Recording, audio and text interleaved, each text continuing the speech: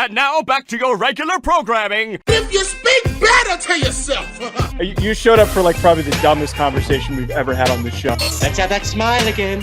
Tell me how that happens. Physically should not happen. Relax.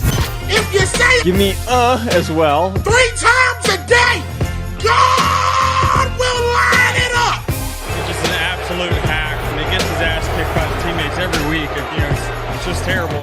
Welcome back to Hack City. DeLeone and Sean Anderson, 2 former college football players from the University of Rhode Island. Today, we are going to be recapping the FCS semifinals, talking victories for North Dakota State and Montana State. All that coming up and more. Before we get there, though, Sean, can you share with our listeners a word from our friends over at BetOnline? Yeah, if you went to BetOnline and predicted and wagered on a rock fight between South Dakota State and North Dakota State, you probably won some money. And if you bet on the number 1 team in the FCS to carry along and beat South Dakota, you probably won some money as well. From the earliest odds to in-game live betting, BetOnline provides you with all the action and the ability to watch the games as they happen. They got the largest selection of odds on everything, every sport.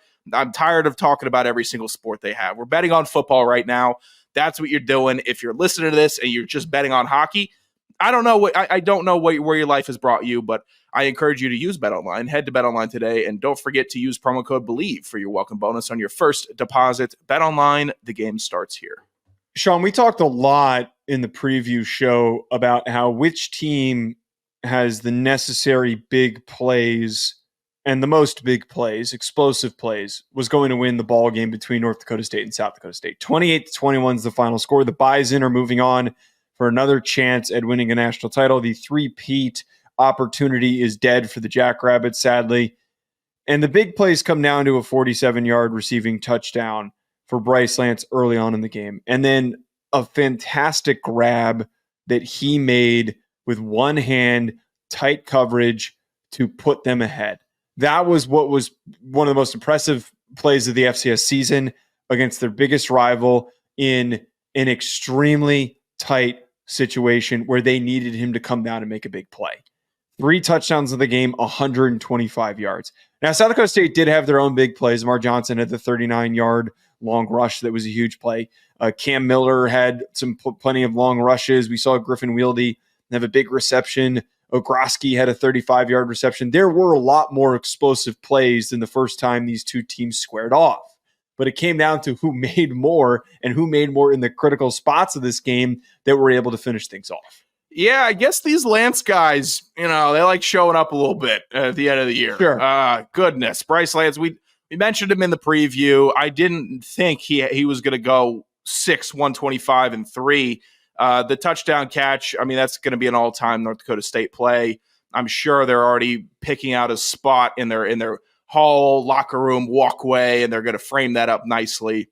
Another great game, another great matchup. If you like the FCS and you're not loyal to either of these fans, I hope you can appreciate that we keep on getting beautiful rivalry games between these two foes. It's just something that if you are plugged in just enough, you can really enjoy and be delighted by, because they care so much. They hit all game. They're jawing all game.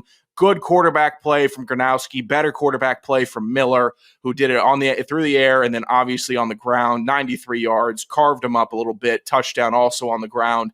It just felt like North Dakota State had a little bit more control when they had the ball in their hands than South Dakota State, who were competent and obviously improved from game 1 this year to game 2. But North Dakota State, I think that they just came prepared. They really did not flinch at the thought of playing their rival another time in the playoffs with it all on the line, and they just absolutely performed. So it was a really, really good performance from them. It was brutal that the final opportunity for South Dakota State, that they were starting to gain a little momentum on that final drive, and then they find themselves in a 4th and long, and they just can't convert. That was what was really tough, because you're kind of sitting there hoping, especially when we're sitting here trying to suffer through the garbage Penn State SMU game that was happening at the same time, and we're actually getting a compelling fight-filled matchup. This was very scrappy. It was very aggressive, which was awesome. You were kind of hoping that, hey, maybe they string this drive together and they go on to take this thing to overtime. And it just ends a little anticlimactically after a lot of this excitement that came throughout the game in this back and forth. I will tell you what, the quarterback play, and you mentioned Cam Miller, between both him and Gronowski was phenomenal. There were just so many times that you and I were sitting there, we were just saying, wow, that's a big play. That's a big play. That's a nice throw. Nice layered throw. Nice pinpoint accuracy. There were just a lot of nice balls that were tossed. Both these guys have nice balls. Nice balls that were tossed. You see, the latter is more like how we were talking during the game. Nice pinpoint accuracy. Two most normal guys watching the game. Oh, yeah. These are nice throw right there, Sean. Don't you think? Oh, yeah. Oh, yeah, Joe. I really like that throw. It was a really nice throw that he had there. Look at the shoulder slide. Look at his nuts. What a big ball play. That was when we got some big ball play from the boys. And then Cam Miller caps it off by saying he hates the Jackrabbits, which let's talk about that in a second. But the quarterback play, what do you think? Yeah, look, it was just – I think Gronowski left a little bit of meat on the bone this season, and it's not his – it's tough coming off of two really phenomenal years that he had leading up to this one, which was a very good year. It really was. And if you go out, per se, and you catch a bunch of fish one day, and then you think, wow, I'm going to do that the next day. Doesn't always happen. I thought you were gonna. Oh no, we'll save that for maybe when we have a more evergreen show about the biggest jinx that's ever taken place in show history. But it's tough, and he didn't have all the NFL caliber weapons to throw to, which at the FCS level makes a difference. There's arguments that can be made where if you're talking about teams in the CFP, that all of them may have a weapon or two on the offense that's going to the NFL, or it's going to get a UDFA invite. This is different in the FCS. You got a couple of guys. It's not completely scattered all over the place. And South Dakota State had a very compact group of guys that were getting looks consistently, and that just were different breeds of players that could have that size, strength, and speed. And you take that away from a quarterback, and then it goes a little bit more towards the mean and towards his skill set. Whereas Cam Miller is just kind of gradually improved as being a quarterback. Not saying Gronowski hasn't. I'm sure he has. But it's more evident when you don't have a bunch of dudes on the outside that are, first, second round, third round guys, and you just have to become a better quarterback and lead the team. That's what he did. It's just, I know it's been a constant broken record on this show talking about him, but if we didn't see how he was playing 2 years ago, 3 years ago, comparing it to now, and if it wasn't noticeable, we wouldn't bring it up. But It is noticeable enough for us to mention, like, wow, it is really impressive, the strides he's taken. I love the improvement from him, and I also love, the comment after the game where he said he hates the Jackrabbits, which is like, this is why we love FCS football, for some of these rivalries that they have, and why we love football in general. I wish more players were willing to just sit here and admit, like, I hate those people. I hate those people on the other side. I love the flag planting fights. I love it. Yes. I give it to me. Yes. Give me the hatred. More. We need more of it. Sean, Montana State felt like they pretty easily handled South Dakota, 31-17. Had to listen to Brock Osweiler glaze the shit out of Montana State the whole game. A fumble that got called back was so clearly not a fumble, and I had to listen to him aggressively advocate like he was in the referee's ear that it was actually a fumble and it should have been a fumble return for a touchdown. That did not come to fruition. But what did come to fruition is that Tommy Mellott took over. When Adam Jones and Scottree Humphrey weren't able to get going to the same degree that we're used to seeing, 3.7 yards per carry for Jones. Humphrey, who came back playing this game, 3.2 yards per carry. But Mellott goes off for 125, 7.4 yards per attempt, and 2 touchdowns to go along with the 134 he threw for and the 1 score he tossed.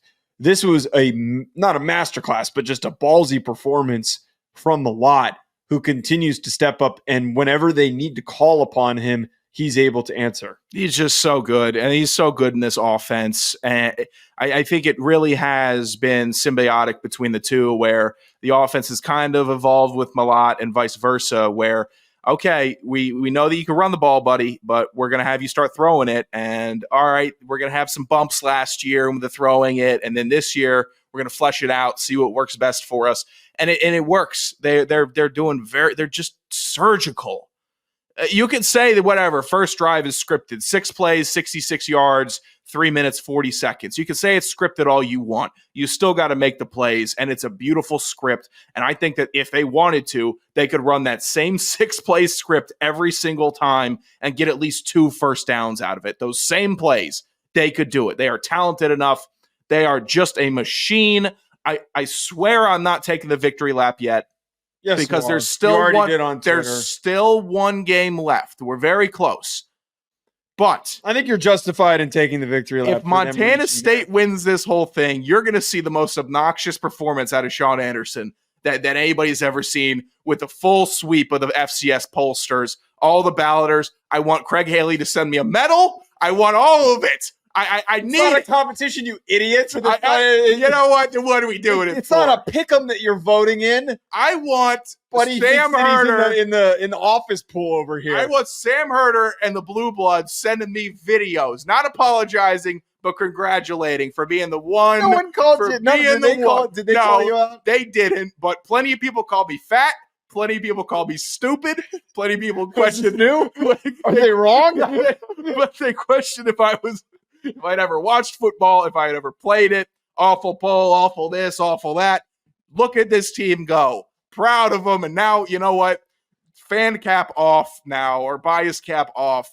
I thought it was a really good game. Montana State did what I thought they were going to do. South Dakota exceeded my expectation. I actually thought the first half they put together a really good first 2 quarters. They ran the ball well. They answered when Montana State scored. It was good. They did well, but they just could not keep up. And Montana State not only has the juice on offense, but they have it on defense.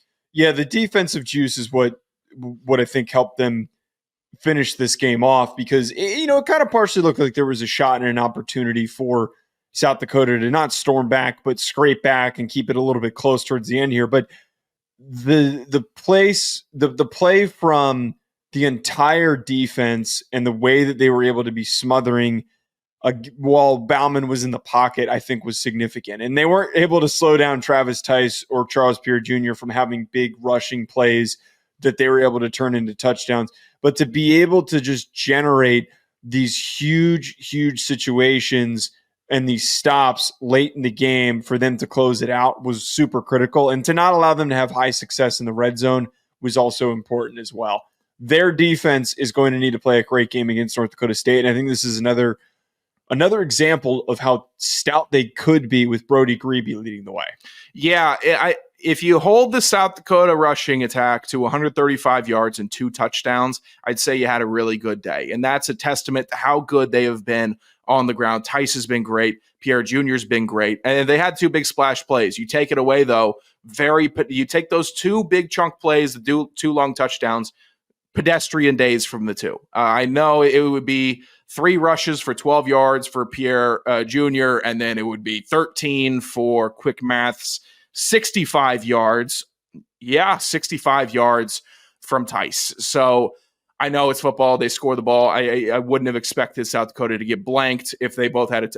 This game it explained itself to me very well. Like there's nothing that I'm overly shocked by in the outcome of this one. But Montana State, they just did not flinch one bit. And that is so telling. There wasn't a moment in this game where I'm thinking, oh, watch out. They really might be finally starting to teeter. No, every time that the offense came back on the field or South Dakota was trotting it back out, I'm waiting for the big stop. I'm waiting for another big break to go Montana State's way. And eventually they just kept on piling on, and it got too big for South Dakota to crawl back.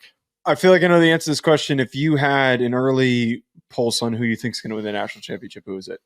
I think Montana State, simply because I think they could score it just a little bit more than North Dakota State can, just at a little more of a clip than North Dakota State, even though they have been super potent also, and I know they're top 5 in scoring in the FCS as well.